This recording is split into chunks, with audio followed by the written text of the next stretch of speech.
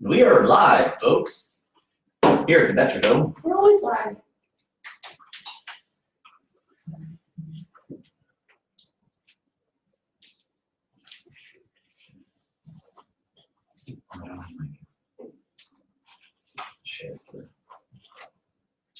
Oh yeah.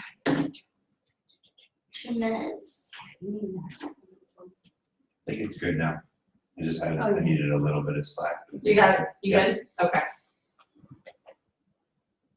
I can't believe you're on over a year ago. I know. That's so crazy. It just does not feel like. It's only been a year. It's only been a little. October of 2018 was the last time. Wow, I feel like it's been so much longer. Really? Yeah. I just feel like everything since I've gotten involved with you guys has just been like such a whirlwind, a beautiful, amazing whirlwind. But yeah, I feel like February, I worked here 4 years and I feel like it has not felt like 4 years. really. Yeah, I feel like I just started.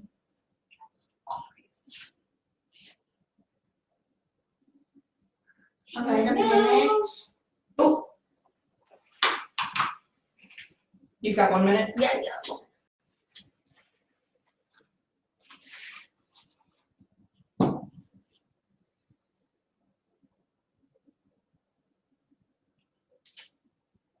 There we go. You're so creepy. You don't like my pirate voice? Not when it's. That is Jack's favorite voice. All right, 30 seconds. I laughed no more than on Wednesday nights. Wednesday nights is like Laugh Central. It's good. So it's the healthiest day of the week. It is, We yeah. like being your laugh factory. You enjoy it. All right, 5, 4, 3, 2, 1. The Laugh Factory. Change the name of the show. I'm sure that's taken. Services. Radio's employees or affiliates. We make no recommendations or endorsements. But Florida Flamingo Revolution is not. Nope, that Should we bring it up? sounds like a solo kind of podcast to me. Maybe just. We can sing our first song. Thank you for choosing Z4CY Radio. Oh yeah, I remember that picture of you guys. That was cute. Hi, Nikki. Hi, Nikki. Hey, Nikki.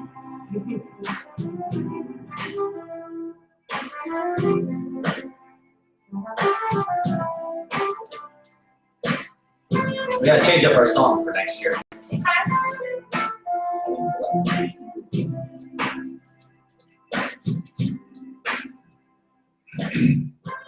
Hello and welcome to the Epic Love Radio Show. We are episode 77, double sevens in the house, lucky number sevens. Here we are, my wonderful co-host. Where's Blair? Hi, Ladies and gentlemen. everybody. My name is Travis Suit. We will be taking you on a wonderful journey tonight, promoting the positive and inspiring stories of love through action. We have a wonderful returning guest, the one and only Matt Cardone. Ladies and gentlemen. Yay! Thank you for having me on. I can't believe it's been over a year. It feels like maybe 6 months ago. Really, since I've it been- does. It's Unbelievable. incredible. October 2018, you were episode 29 of Epic Love Radio Show. How about it? Well, in our polls with our audience, you did come in at the sexiest voice of the year. So, out of all of the audience's votes, you did come in with the sexiest voice of the year, so we had to have you back. What else was up for nomination? That information cannot be disclosed at this time. However, the poll results will be up in the near future. Great. Back to the main programming. Want to give a big shout out to all of our supporting sponsors: Bahama Boat Works, Seacore Island Lines, Margaritaville, Hensler Financial, Vertex Pharmaceuticals, and Dixie Vodka. Your Dixie Vodka just became the official vodka of NASCAR. I saw that. Wow, Pretty cool. it's big leagues. Yeah, and I mean and they just launched in 2019. Dixie Mhm. Vodka is a brand new vodka brand, one of the fastest growing in the country, by Granny Barrel Spirits, one of our paddlers and participants in the crossing, Madi Antala and his wonderful family. He's also been on the Epic Love Radio Show. He has, and his whole family. He was. It was a good episode. Another packed house night. Yeah. So they are the first vodka sponsor of NASCAR. That's Pretty amazing. cool. Congratulations, Maddie. Yeah. That's great. Big step up. So, also on the crossing frontier, we are working our way towards the tipping point. Being Friday of this week means that this week on Friday marks the day that we have graduated closer to the next crossing on June 20th than we did from the previous crossing of this year. All stress levels in the room just went up. Who's ready? Tipping point 2020. Tipping point 2020. I guess it's still 2019, but we're working towards 2020. So that's exciting, and we will be kicking off all the committee action and season in January, which will be super fun to get everybody back together. And it'll be a freight train all the way to June as we get ready. And we've got some incredible teams and stories lining up. We've got some great nonprofit participation this year in the crossing. So I think all 10 of the spots that we allocated to nonprofit fundraising, where we split the fundraising 50-50 with their own nonprofit, like we're doing this year with the Palm Beach County Sheriff's Office. Half the funds are going to PAL, the Police Athletic League, which supports all kinds of awesome educational programs in the community, crime prevention in those communities, and we're really excited to be able to give back in that way. Last year, we gave just over $31,000 back to 9 different nonprofits in 4 different countries. The crossing gives back. It's the way to do it. The gift that keeps giving. That's it. It is the gift that keeps giving. Kind of like meditation. Good. That's right. Which we'll be diving into tonight as one of the topics here with Matt Cardone, who is a Vedic meditation instructor, among many other titles and wonderful names, nicknames. He's also part of a new up-and-coming band called the Florida Flamingo Revolution. Yes, everyone keep an eye and ear out for this 2020. We're going to be having our first venue at the amphitheater. Yeah. And what do you play, Matt, in the band? I am bass, Okay. and I also sometimes, when Travis goes a little overboard, I take lead. Ooh, as a singer. Yeah. that's gonna happen, I feel like, frequently. You're gonna be stepping up. That's right. We're working on some album covers. We got some good poses, flamingo poses. That one was good, right there. Thanks. It's about kind of the arch. We were working on this. There's the arch. There's kind of the lean. Yep. Sometimes they bend the leg, so there's a little bit of a squat. Mm. You got to work on your flamingo. It takes time. I mean, years of practice. Kind of like meditation. Very similar. You got to be present. You're standing on one leg. You got to be present. Present moment awareness. So. All right, guys, this is exciting stuff coming up. Just kidding, folks. We're not launching a band, but we wish we were. Maybe we are. Either way, it's a mythological band. That's right. And our favorite color is pink. Matt got me flamingo socks. I was just going to say, so recently got married, and I gave all the groomsmen socks to wear for the outfits they had. And in Travis's, I gave everyone like these toiletry bags with stuff with a bunch of different little goodies. And in Travis's toiletry bag, I put also a pair of flamingo socks. And he said, "Well, which pair am I supposed to wear?" And I said, "Whichever strikes your fancy." And he just tore the flamingo socks and right out. Yep, it was awesome. I I love love those socks. I love those socks. That's amazing. I want to talk about your wedding, by the way. Do you have more to talk about before we? I was just gonna mention. I know I got distracted by the Florida Flamingo Revolution because I get excited about it. Yeah. That our fundraising is up to, and this is a new fundraising record for the crossing. We just broke $121,000. Wow. Yes, pretty amazing. Moving into 2020. Big thanks Going to strong. Palm Beach County Sheriff's Office being our top fundraising team. So that is pre-tipping. Yeah. Not It is. I'm excited to see what happens. Yes. It will, and there'll be a bunch of people paddling across the ocean in June. That's what's gonna happen. Yep. I don't know how many, I don't know what it's gonna look like, I don't know what's gonna happen, but that'll happen. That's happening. It's totally happening again. Yes, it is. Yeah, I'm excited though. This is actually the 5th year of the crossing Wow. in its entirety and its short running history, long running, 5 years. And I think it'll be the best year yet. I think it's going to be too. Every year is amazing in its own way. You know, each year is its own little masterpiece Mm-hmm. for people and energy and Yeah, the experience just changes a little bit. And we were talking about before we went on the air how much I enjoyed Matt's meditation before the crossing. I was extremely nervous going into this year. You were? Just a little. I mean, just because I paddle across the ocean. But it was really my favorite experience besides obviously launching from the beach that night. But it just really brought everyone together and made it really feel like a community experience. So thank you for that. I hope you do that every year moving forward. And I will. You know what's really special about it was the group of people that were there, and I did it the year prior too, is what makes it really special for me. And so just allowing whatever comes out is, what I trust and is meant to be heard. Mhm. And the reception from all the paddlers and everyone participating just made it really special. And so I think that's really what it was all about, was Yeah. the community, everybody there on the same page for the right reasons, and speaking from that heart language Yeah. space. I think it really, we're all there for different reasons too, and I think it kind of brought us back to that.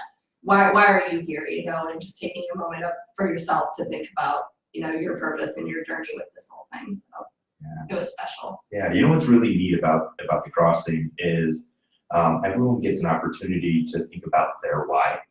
And you have this question that's kind of ruminating throughout those 3 days while you're preparing, for that midnight launch. And, what's your why?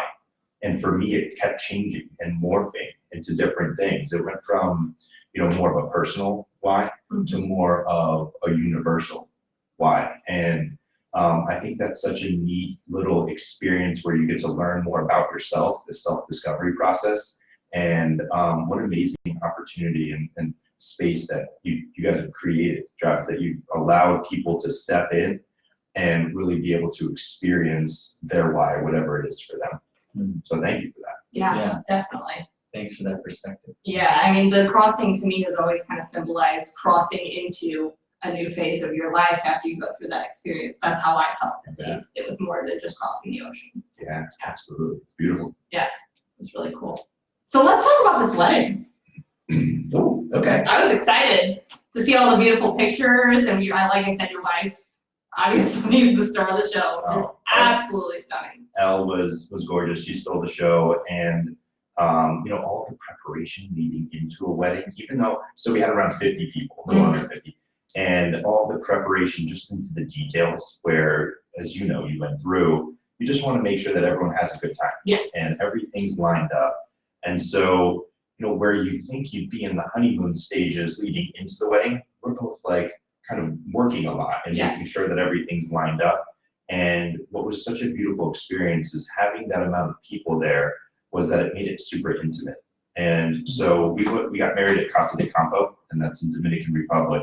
And we had primarily family and then really close friends. And so we got to spend intimate time with each group of people throughout the weekend. And that's really what we were looking to do, as opposed to throw a huge bash, a huge party. Mhm. We wanted everyone to be able to spend time with each other and mingle with people that are special to us that might not know each other. To also explore the venue, on their own and create their own little vacation. And then also, have us be able to spend time with each and every group or family or couple. And that's what made it really special. So Travis was there, and it was awesome having you there right by my side. And what's really neat is, so I had, like I said, the groomsmen were all getting changed while the bridesmaids were in their suite, and Elle was getting her makeup done, getting prepared. And so all of my guys got dressed, and I had Elle's father do a little prayer for us. So we weren't going to do shots and all. We weren't really drinking during that time. So I had everyone circle up. We held hands, and Elle's father did a prayer, and it was a nice, nice prayer, beautifully said. And then there was like maybe about 10 seconds of silence with eyes closed, and I opened my eyes and I said, "Okay, Travis, now you go ahead." And he was completely caught off guard. But I love doing that because I know that he can roll with that. And the look on his face when I said it, because the videographer happened to be in the room during this time, and so Travis was almost like me, me. And I gave a little nod, and he said he just allowed whatever to flow through him in such a beautifully worded way that it really drew a stamp on it. And then it was like the quarterback breaking the huddle, like, let's go. It was like we all huddled up, and then it was game time. And that night was just super special.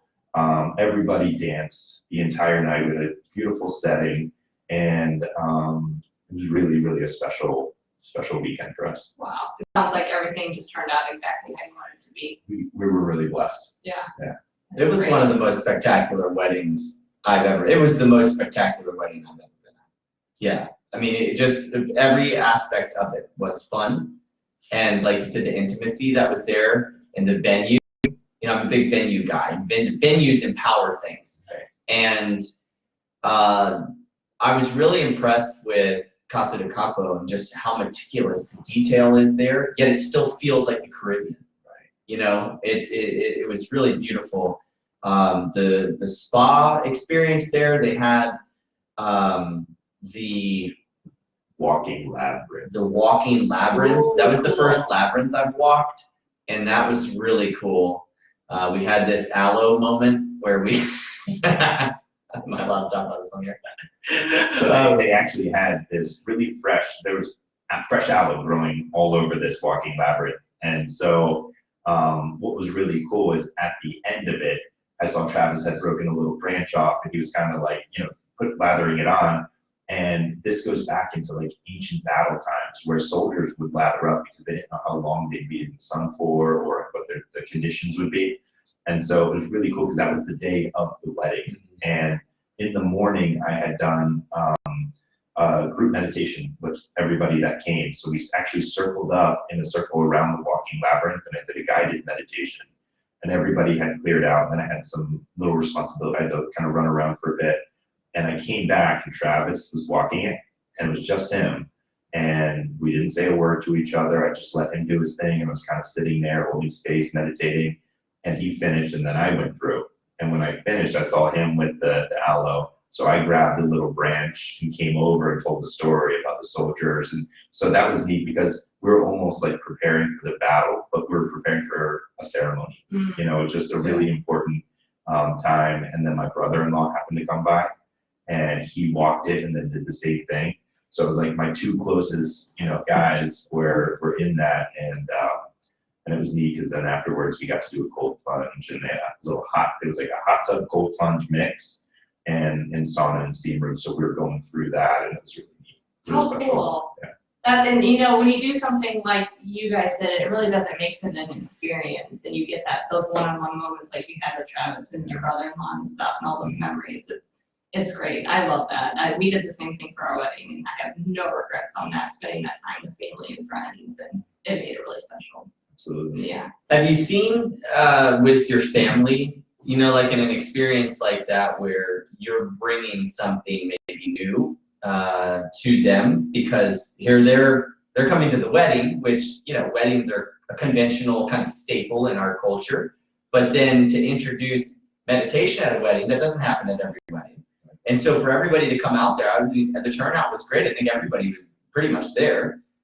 Was there any feedback, or have you seen any changes or any kind of subtleties with the family in terms of, introducing meditation to them? Well, what's neat is, so something like that is more of a guided experience, right? So there's a difference between being a meditation guide and a meditation teacher. And sometimes you can step into both roles. So a meditation guide allows someone to feel what it feels like to be not attached and absorbed in the ego, all the time, in every moment. So to get a little bit of space there and observe, that's the idea of giving someone a guided meditation, to know that it can actually happen.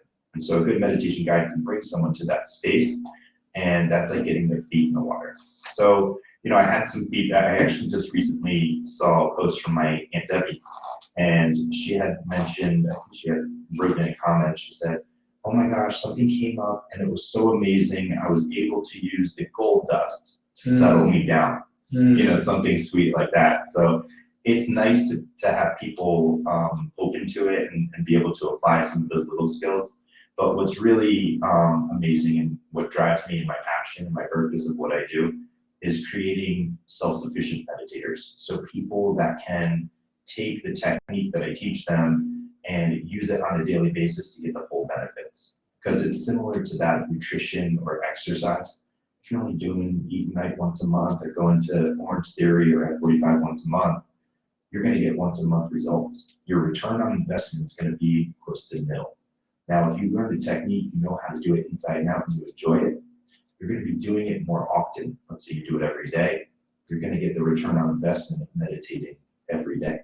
And so what's really cool is, and I know we'll dive into it, but recently transitioning what I specialize in into the cystic fibrosis community. Yeah. And working with CFers has been one of the brightest lights in Q4, actually of 2019 for me. Yeah. And so for anybody listening out there that's just tuning into the show, or maybe not heard the show before, the Epic Love Radio Show is brought to you by the Piper's Angels Foundation, which supports families and patients with cystic fibrosis. My daughter Piper has cystic fibrosis. My oldest sister Leanne, who's tuning in right now, has CF. So our family's been touched by it. And we really focus on socially innovative services and programs that we can bring to the CF community. And mental health is a huge factor. When you have people, children were dying at 5 years old in the 70s, and now people are living into the 20s, 30s, 40s, 50s, oftentimes facing transplant, different procedures.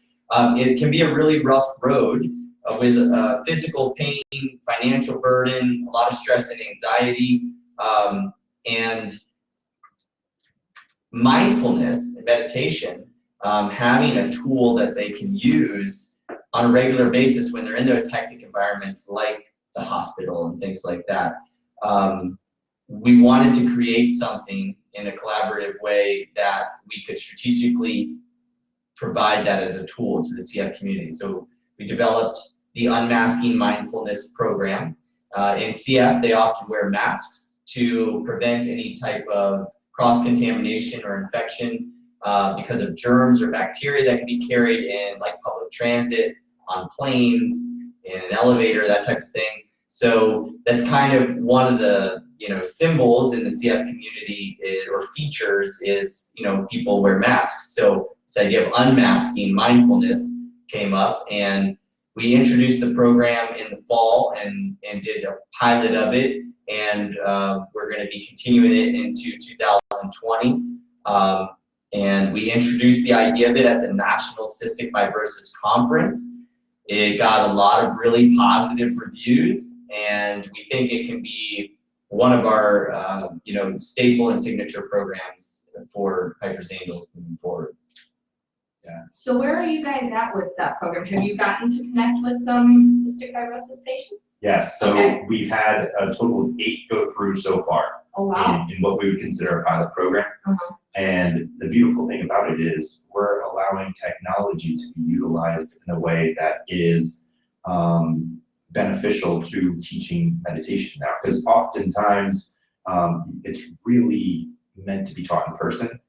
But the great thing about the program Zoom is we can get multiple students in one room for like 2 hours, and they could hear each other's story. They could hear the feedback on their meditations. They can talk about how, because I'll wrap some meditation techniques into their daily treatments. So if they're doing the NEV or the VEST, there's techniques that they can do whilst doing that, as opposed to just kind of flipping through social media. And so we've gotten some great feedback on that, but it's good that they can also clear a channel to open communication between some of the stuff that they're struggling with. too, and how meditation can help with that and open them up to exploring and really diving into the work. So it's been such an eye-opening experience, and I've learned a ton from it. Did you imagine when you started, so you've been doing Vedic meditation now since what, 2014, I believe you started Yes. with your meditation? That's great. Did you ever imagine that it would go to a place like this and, Yeah. and, you know, helping people with health-related issues? Obviously, you know, you knew mental health was gonna be a big part of it, but, you know, someone with the disease like cystic fibrosis, yeah. You know, it's so funny. I had like all of these preconceived notions of the type of teacher I would be and the way that I would teach it, and it's totally changed and evolved over the years. And you know, meeting Travis, I taught him. He went through the course. Was that 2017? Mhm. And him and I connected right away. And he was telling me about the crossing. I hadn't heard about it until I really met him. And I thought, wow, that's really neat. And I think, yeah, the next one was 17. Was that correct? 17. Yeah. And he was like, you should totally do it. And I remember thinking, this guy is he's really cool. He's really cool. But he's like, out of his mind. There's no way I'm doing that. Like, what? And just, you know, I stayed close with him and feeling his energy. And, you know, I think there was like 34 that next year. Yeah. Right. And I was like, wow, that's like, this guy got 34 people to cross an ocean. Like, really cool. And I just loved his vibe. I loved his energy. He's just someone that speaks from the heart, and he's just who he is. He's so real. And so I kept him close. I like to keep people like that close to me. And he said, you know, the next year, he's like, dude, you should sign up, totally cross the ocean. And it was a little bit different for me. I was like, you know what? I don't know if I'll cross, but I want to be involved. What do you need? He's like, why don't you come do some meditations and do a little guided meditation? So that was 2018, where we had 100. Mm-hmm. And so it was really interesting. I flew over on the plane, and I was with Piper, you know, and we flew over, and I did the meditation, and my roommate was actually Ben Bunch that year, and he was crossing. He was amped up, nervous, but like amped up. What a cool guy. So him and I connected, and I remember thinking, you know, I did the guided meditation, and I told this story about, I think it was like a Greek battle. It was a great story. It was an ancient Greek battle, and it was almost like a high school football locker room. Mm-hmm. And the conundrum that I had was, then I got in a plane and flew back home, and I left behind all the people I was inspiring to come across the ocean. And I remember thinking, as I'm flying back, there's no effing way I'm not crossing next year after that. Like, it felt so wrong for me. And I got home, and I remember saying, I'm crossing next year, and I like committed to it. And that was this year. So it felt so much better to give an inspirational, centering, grounding meditation, and to be with my tribe, to like launch into the battle with everybody, just meant the world to me. So that's how I got involved. Wow, that's really cool. I love that. The baby steps too, you know, it just slowly evolved, you got involved, and I mean, how amazing. So you connected with Travis in 2017, and then you just got married and he was in your wedding 2 years later. Yeah. That's Yeah. incredible. He's like a brother to me. Yeah. For sure. Well, and you know, I had taken lots of different meditation classes, courses, things, and when I met Matt, the language he used, how the instruction and the teachings were grounded in a lot of scientific kind of basis, and what he walked us through in the course, it was just so much more meaningful and profound in terms of implementing it, because it made sense. And you know, and then the historical aspect of why he chose that lineage and why it made, you know, it just, that for me was really transformative in my own meditation, my own practice, because up until then I was just kind of winging it. And I think a lot of people do that. And that's okay, because you learn from winging it, right? But oftentimes when you wing things, you learn things because you screwed up, because you didn't know what you were doing, or you fail and you walk away and you never come back because you tried it and it didn't work. You know, how many people try surfing? How many people try to play the guitar? How many people try meditation? If you don't find somebody who really knows what they're doing and they can be a mentor or a guide and a teacher, that's the best way to learn. And, you know, we're all living this human experience. We're not pioneering anything new. I mean, we're here together and, you know, maybe there's some new technology and things out there, but I mean, the human experience, we're not pioneering anything new. So to have somebody who can really chaperone you into that space and, you know, teach you, because a lot of people also, and I'm sure you can speak to this more, they have all these ideologies around what meditation is supposed to be and what it needs to be, and the idea that I've got to clear my head and I can't clear my head, and so I'm doing it wrong, and then they're blaming themselves. And I went through that, you know, and I beat myself up for years probably of like, man, I'm just not good at this. Like, I'm not good at, you know, finding peace in my mind, you know. And but then after meeting Matt and going through the course and learning to use it in a constructive way, it really changed my presence and my everything. Like, even when I'm with Piper, you know, like everything, meditation it's a practice, but it spills over into every aspect of your life, you know. So I'm just really grateful that I got to meet you, you know, and be one of your students, one of your early students, because one day, like 30 years from now, I'm gonna be like, yeah, I met Matt in like 2017. That'll be like 1977. You know, one day. I'm not sure if I've ever told you this story, but when I first moved here, my best friend came to visit me, and she met a guy on the beach, and it was you. Wow, who was that? Yeah, it was my best friend. Her name is Lauren, and she is like a free spirit. I mean, she will walk up to you and start talking, so I'm sure that's what happened. And I went to the work that day, and she went to the beach, and she got home. She's like, I met this really nice guy on the beach, and he does meditation and all this stuff. And when I come back down, I'd love to check it out. And she showed me your Instagram.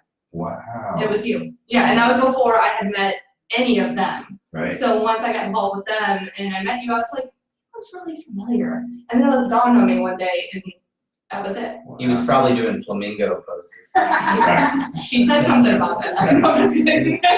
Flamingo meditation style. It's coming in. It's kind of a new concept. Yeah, exactly. But it's kind of weird, isn't Yeah, it? synchronicity. Yeah. But yeah, to Travis, your point, you know, a lot of times people think that they should just know how to do something, you know, and meditation's one of those. Like, you don't need to learn how to do it, you just do it. Block out the thought, clear your mind, watch it go by like thoughts, focus on your breath. And all of that is actually wrong. All of that. And That's like saying you just paddle out there, you turn around and you paddle into the wave, you stand up and you ride it. Right. Go for it. Or the way that I like to give the example is like swimming.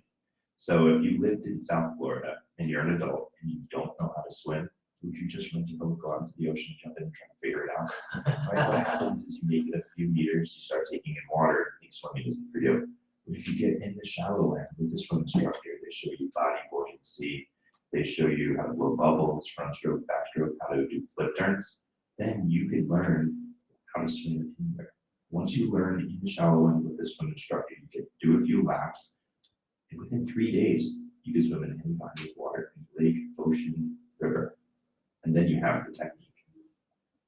That's what I like to do with meditation. Yeah. Well, and for like the CF patients that have participated in the Unmasking Mindfulness program, I've seen some of their feedback and their surveys. I mean, they're for people who maybe are facing more than the average level of mental anxiety or stress, even existential distress, like fear of dying, they maybe are diagnosed with something.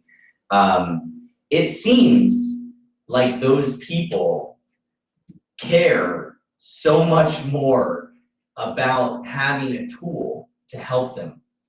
Like, it matters because for them, they face it every day. Whereas if you're kind of going through your average day, right? And so I feel like it's a really good magnified example of, like, everybody faces stress. We all have stressors, but when you're, facing something like a terminal illness or something like that, I mean, it's just a whole different level of like where your headspace is. So it's been really interesting to see how well it's working when it's in an environment that the people who have the tool, it's I guess the example I'm trying to make is if you walk into a village and you've got the guy living up on the hill and he's got plenty of food in his, in his pantry, and you walk down the street to the family who's got 3 kids and you give that guy a bow and arrow. You give that guy a bow and arrow, you're like, this is a great tool. You can go out, you can hunt it, you provide for your family. The guy who's the hungriest, right? When he goes out, I mean, it's gonna matter so much more in the intellectual capacity for it, the openness to it, the precision with it, the focus with it, the daily practice of it, and the utilization and the implementation of it is all gonna be so much more powerful, Can I tell you why working with cystic fibrosis students are some of my favorite to work with? Yes, I'd love to hear that. What's really interesting is, so I've never worked with a group of people that are battling a terminal disease. I've had individual students, people that had cancer, and but what's really interesting, the line across the graph that I'm seeing is this idea of acceptance. And these students have it more than the everyday students that I teach. This idea of, from a young age, they knew that they had a terminal disease. So the idea of learning about acceptance has been embedded in, and they make for such great meditators because of the idea that they can let go. They can let go of their preference of having a good meditation. They can let go of the preference of, am I doing it right or wrong? They can accept the fact that whatever is happening in the meditation is happening for good. And that makes for a great meditator, because then they start to enjoy it more, and that's why they're doing it consistently. Yeah, that's powerful. Makes complete sense. Yeah. Well, we've said before, it's interesting because you get that label terminal, but we're all born terminal. No, nobody makes it out. I mean, we learn and we leave. Yes, that was what I was trying to think of. Learn and leave. I mean, yeah, it makes total sense because then they don't have to worry about what's going on in their lives at that point in time. Like they can just let go of everything and everything is okay. They don't have to think about it for like 20 minutes of their life. They're not terminal for at least 20 minutes. I understand it. I had a terminal diagnosis, so I totally get it. That's our wonderful sound engineer, Dee, ladies and gentlemen, if you were curious. Hello. Love having you back. Yeah, awesome. So any other differences you've seen or kind of things, maybe you've learned something from dealing with the cystic fibrosis students? Well, that's exactly it. Is while I'm teaching, I'm learning. Like I'm always learning, and whether it's more about the human mind or the human condition, behavior, psychology, I'm always just soaking everything in like a sponge so that I can be a better teacher. And what's amazing is for personal growth, that acceptance tool, where you think that you are at a certain state in your growth, and then when you get overpowered with a group or a demographic of people that have it so embedded into their nervous system of this idea of acceptance, that it's like, wow, you know what? I can have a little more flavor of that incorporated into my life. And that's been a learning lesson for me. So it's like, and when they share stories with each other about what's going on in their daily lives, or some of the struggles or some of the fun stuff that's going on, and just picking up on the way that they really connect with one another, this common bond, it's so amazing to see when they have that, on Zoom, because there's not much interaction going on. For those that don't know, patients need to be 6 feet apart, and they can't really spend a ton of, they can't come in my family room and I could have 8 of them interacting and sharing stories. And so it's so neat when they do get on, they really connect with one another. And then I learn a lot about kind of the everyday stuff of what's going on. And so I'm always trying to evolve and make some of the techniques better and more adaptable for what they're doing. And so when they're talking about some of the treatments they're doing, or some of the setbacks that they have, it's really awesome because then I can adjust and evolve make it better for them. Yeah, because there's a lot of different levels with cystic fibrosis too. There's different variations, so you kind of have to. I'm sure you're learning a lot about what each level has to deal with, and kind of tweaking things to fit their needs. So that's cool. Yeah. We have our first cystic fibrosis double lung transplant patient paddling in the crossing this next year, Scott Johnson, who's one of the most amazing human beings I've ever met. He just came down from North Carolina to pick up his flying fish paddleboard. He was super excited about. And he's just such a humbling person to be around. But he was raving about working with Matt and learning the practice. And that's a guy who is going to paddle across the ocean with somebody else's lungs. I was just, every time, he got that lung transplant, I think in 2000, he's had it for 18 years, those lungs, which is incredible in itself. He's such a rarity in that his age and the fact that he's had these lungs for 18 years, transplants don't always last that long. Some people never make it off the operating table. And so he's such a beautiful human being to be around. He has, and still keeping in mind confidentiality and ethics, he has such an epic story. He is such an amazing guy. He called me when he was on his way to get the board. He's like, hey, I'm in town. I don't know if you have any time, I'll stop by. I was like, yeah, dude, come on through. So he got his board and came over. We took it off the rack and pulled it out. He got a beautiful flying fish, and he was excited about it. He came in and we just kicked it for a while. And he is just such, he's a humbling guy. And he's achieved so much, and yet he gives it away. Yeah. He gives it away. And excited to be crossing with him this year. And I just can't say enough good stuff about him. Yeah, I'm hoping whichever boat that I can paddle with will be close. I want to paddle with him. I think it would just be awesome. I think he's going to do a relay team with his wife.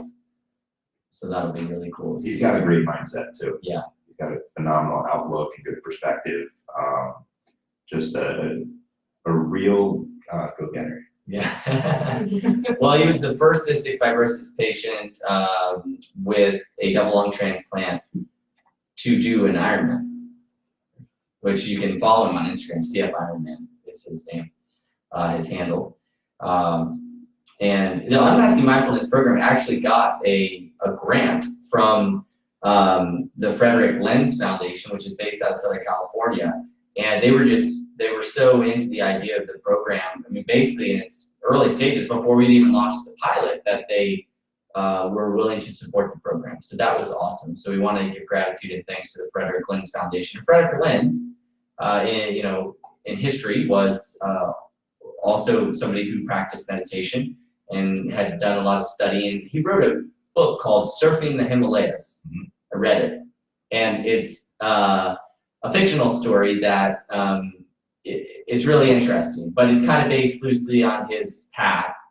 But it's a cool story. If anybody ever gets to check it out, you can get it on Amazon. Surfing the Himalayas. So, I can't wait to meet him. Yeah. I'm excited. It'd be pretty awesome.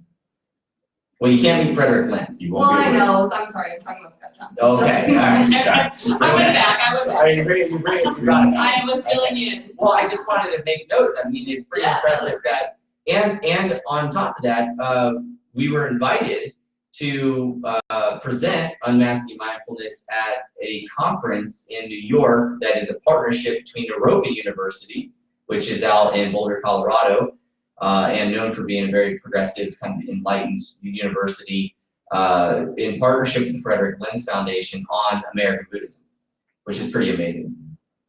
That is incredible. So what are the 2020 plans for this program? What is the vision of this book? Good. Yeah. So right now, what we've been really digging into is looking at how we can scale this in a way that will make the most impact on the community. And so one of them, obviously, is to continue what we're doing, working with the CFers directly and grouping them online so that they have that communal feel. And then being at the Cystic Fibrosis National Conference, what we found is that the social workers are also going through really difficult challenges because they have to try and balance the directives from the doctor, which are coming from one angle, the directives from the caregivers, usually the parents, and then also the patient. And then juggling that combined with what they feel is best or right or what they would like to do. And so there's a lot of pressure reining in and not a lot of tools for releasing. And so what we thought would be a great idea is to roll some of these out into the social workers and possibly the doctor, nurses, and kind of really scaling that out. Wow. So that when they're talking with parents who are going through extremely stressful situations, they can come from a grounded state and be able to fully listen and adhere without taking all of their grief or all of their anxiety in, and dealing with the doctors who sometimes have, different motives because they're trying to do what they believe is best for the patient, and the parents might think something's different. And so that social worker could be getting tugged and pulled in different directions, and to remain centered and come from a rational standpoint as opposed to reactional is ultimately going to be better for the patient. Thank you for explaining that to us, because I wouldn't have even considered that in this whole scheme of things, that, what the social workers go through. I mean, that's like the middleman for everything. I mean, that's gotta be, a lot of pressure to make good decisions and, not get your emotions involved and not listen to one person or the other too much. So, wow, that's great. Yeah, I love that. That's gonna be awesome. And so They are the unsung heroes. Yeah. of the CF community. yeah, they're on the ground, and they're in the trenches. And really what I think would be amazing is to incorporate some of the newer aspects of psychology into the meditation so that they can roll that out when they're talking with patients and caregivers. Like I've been studying up and ready to roll out some techniques that implement CBT, DBT, and ACT. And then another one is cognitive fusion and cognitive diffusion. So cognitive fusion is attaching an emotion to the thought, like a memory sense recall, being able to drum that up, whether it was a good feeling or bad feeling, but work it through and process. And then cognitive diffusion is detaching yourself from the thought, realizing that we are not our thoughts. There's a complete reality aside from our thoughts. And we can tap into self and be from an observer angle and witness the thoughts in meditation. And so that helps us create a little space between being so caught up in the 50 to 70,000 thoughts that we're having every day. And science shows that 90% of those are recurring or repetitive thoughts. And that can be draining for someone who's already going through all of these emotions and all of these processing. To take a break, cognitive diffusion is all of these thoughts are drumming up and they're not real. Most of them aren't even real or related to what's going on. To take a break and dip into their true essence for a little bit, come out, and then go about their day. I feel like we're cognitively fusing right now. Fully fused. Full fusion. So we're looking to go full steam, Unmasking Mindfulness 2020. I have an arsenal of amazing techniques and scalability factor, and super, super excited about it this year. Yeah. It's going to be a game changer for sure. And it's the biggest conversation in the CF community is as the CF community shifts from an old paradigm of just fighting to stay alive, now they're fighting to live their best life possible. And it's a really cool time in the CF community. And one of our sponsors, Vertex Pharmaceuticals, big shout out because into the CF Foundation, Piper was just approved for Vertex, which is the latest drug that came out. It's the triple combo ivacaftor. And this is, 20 years in the making and tens of millions of dollars of research and lab coats and laboratories and medical fusion, right, pharmaceutical fusion, to come up with a drug that essentially it helps to correct the defective protein on a cellular level. So it helps make it function properly. It's not a cure by any means, but it is kind of as close to mechanically trying to fix the problem on a cellular level as possible. Versus, let's say, in the future where if you had gene editing, you could go in and just edit it, right, to change it. I think from a pharmaceutical drug, this is as close as it's ever been, or it could get from a functionality perspective without actually going in and using some of this futuristic stuff like gene editing, which is here. it's coming, and I think that's really the ultimate answer. But we'll see. But I'm just so grateful that Piper gets to start that new drug, because it's funny having a conversation with a child about drugs, because say no to drugs, but Piper takes drugs every day. So it's like really about how selective you are about your drugs, and which kind of drugs are constructive drugs and which are destructive drugs. But anyways, I'm excited. That's really awesome. Yeah. Love it. Leanne mentioned on here, do you think it would be beneficial to start young children meditating early with cystic fibrosis? That's a great question. So there's a slightly different technique to when I teach children. In my training, I learned how to teach kids starting at age 5. And that's usually when they start to have a little bit of awareness that they're conscious. Before that, they're just running around being, just beings. The good days. Yeah, yeah. And then at 5, they become like human beings, right? Where they're the human, the dance between human and being. And so I teach a technique where they get a word of wisdom. It's this word that they can think, when they're brushing their teeth, putting their shoes on before school, doing their treatments. And what that helps with is laying the groundwork, planting the seed for the mind to have a tool to settle a little bit when times get tough. And they usually meditate eyes open until age 10. And then after age 10, they'll meditate for the amount of minutes that they are old. So a 12-year-old will meditate for 12 minutes, 14, and so on and so forth. But what's nice about starting at that young age is because when they get to grade school and middle school, and it's like that pressure of, oh shoot, what table do I have to sit at lunchtime? Am I going to be able to sit with them, or do I have to sit alone? All of the pressures of schools and everyday life, on top of everything else, they now have a tool in which most people, and I didn't have. I just went through all of that and felt the feelings, Felt the uncomfortableness of all of it. Lots of awkwardness going Right, on, of yeah. course. And so it's really cool. So all my nephews and nieces have words of wisdoms. And so, and it's just really important that the parents keep the mindset. And I always go over this, and usually I'll only teach children if the parents are meditators, because it's hard to be like, I need you to be spiritually fit, fix yourself, but I'm going to do it. Right? I'll get a call that's like, fix my kid, Yeah, and, right. And it's like, well, listen, I really appreciate the call, and I'd like to talk to you about meditation as well, And so we want to set a good example, and that way, if the kid has any questions about meditation, or the child is unsure about their word of wisdom, the mom or dad knows it, and they can also have that common bond as a family as well. Thanks for the question, Leanne. Great answer, Matt. We're at the end of the time for our show tonight. Do you have any final words of wisdom for the audience out there? Give me a topic. Basketball. No, I'm just kidding. It's the first word that came to mind. Love. Love. So we're coming into the holidays, and so we're going to be spending a lot of time with family, most of us.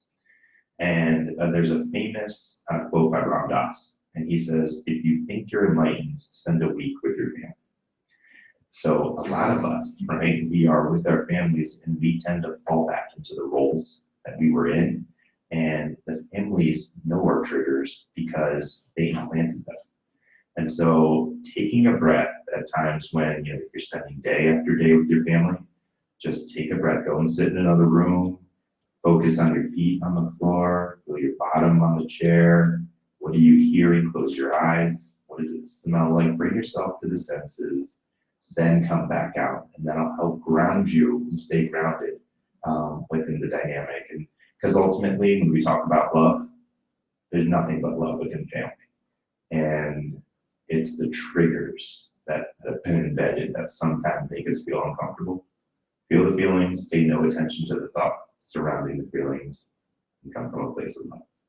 Very nice. Epic love. Epic love. Way to land the plane Yeah. smoothly there. Well, thank you all for tuning in. Thanks to everybody joining us on Facebook. I really appreciate it. Please share, like, go on Instagram and follow us. We will see you. When's our next episode? January 8th. January 8th for episode 78 in the new year. Woohoo. So enjoy the holidays. Stay safe. Happy New Year.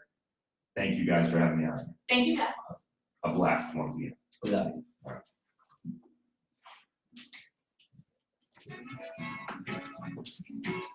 That went fast. Right? Yeah. That, yeah.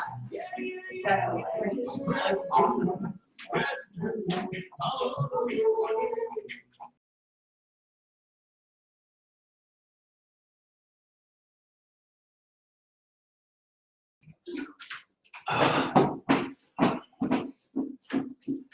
When I'm around my family, I need to, oh, we're live. I need to implant a shot of tequila. Just kidding, I love you all. Are you still live? No, we had the best. Yes, we're going off right now. We had the best holiday parties. Like